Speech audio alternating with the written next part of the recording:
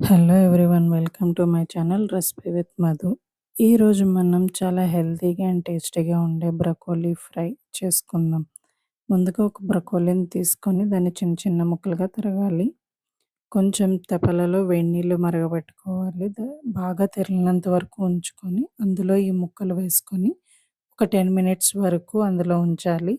10 minutes అయిన తర్వాత water అంతటిని వడకట్టేసుకోవాలి.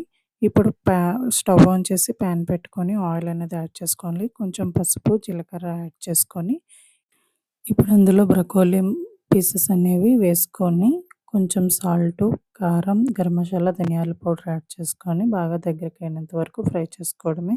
మనం ఇలా 10 మినిట్స్ వరకు హాట్ వాటర్‌లోని ఉంచుకోవడం వల్ల త్వరగా ఫ్రై అయిపోతుంది అండ్ తక్కువ ఆయిల్ కూడా పడుతుంది.